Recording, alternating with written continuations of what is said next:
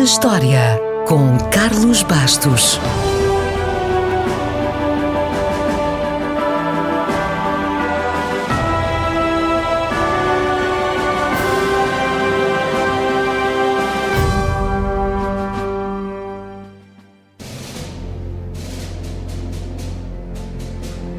A 19 de novembro de 1805, a expedição de Lewis e Clark, que atravessou a América de este a oeste, chegou finalmente ao Oceano Pacífico.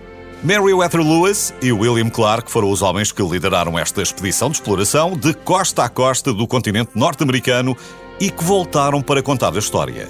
E esta história começa no início do século XIX, quando a América era formada apenas por alguns estados na costa este. Ou seja, se usarmos como referência o mapa atual dos Estados Unidos, então o território americano era só um quarto do que é hoje. O outro quarto era espanhol e metade, sensivelmente, não era de ninguém.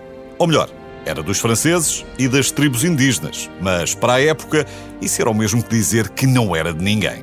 Só que em 1803 os Estados Unidos compraram, baratinho, os territórios do Louisiana à França.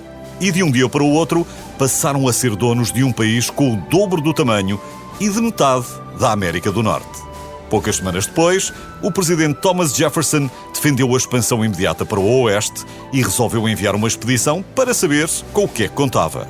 Essa expedição deveria atravessar o continente até chegar ao Oceano Pacífico e tinha como objetivo estudar os povos nativos, a botânica, a geologia, a geografia e a vida selvagem da região. Obviamente que, apesar de ser uma missão científica, o objetivo principal era económico. A ideia era encontrar grandes rios, autoestradas de água para o Pacífico, que potenciassem o transporte rápido, o comércio e que ajudassem a solidificar uma futura reivindicação americana sobre o noroeste da América do Norte. Os americanos, como sabemos, pensam sempre à frente.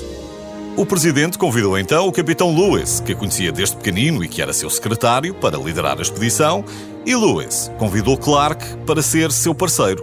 Clark, por sua vez, levou o seu mordomo, um escravo alto chamado York, que viria a fazer muito sucesso entre as tribos da fronteira que nunca tinham visto uma pessoa de pele escura. Mas claro que um dos membros mais lendários da expedição foi uma índia criada por colonos chamada Sacagawea. Sacagawea juntou-se aos exploradores pelo caminho, ajudou-os a reconhecer raízes comestíveis e outras plantas e, mais tarde, serviu como intérprete e guia ocasional na jornada até ao Pacífico. Sacagawea é das nativo-americanas mais famosas de sempre, a parte de Pocahontas, que também ajudou os europeus 2 séculos antes.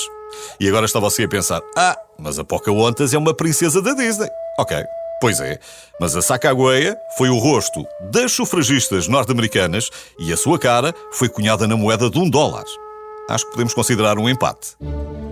A expedição de Lewis e Clark foi um sucesso, muito por culpa dos seus diários, que deram origem a muitas obras, estimularam a imaginação popular e incentivaram a corrida ao oeste. Hoje, é fácil de dizer que a compra dos territórios do Louisiana foi um negócio da China, mas na altura, todo esse território foi comprado sem saber exatamente o que tinha lá dentro. Podia ser um deserto.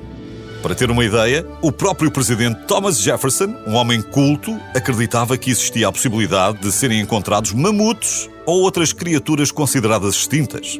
A expedição não viu, obviamente, nenhuma dessas criaturas, mas foram descritas 178 espécies de plantas, até então desconhecidas, 122 novos animais, incluindo coiotes, castores da montanha e ursos pardos, rios, montanhas e, claro, muitas tribos nativas. Mas sobre as relações diplomáticas dos americanos com os índios, falaremos outro dia.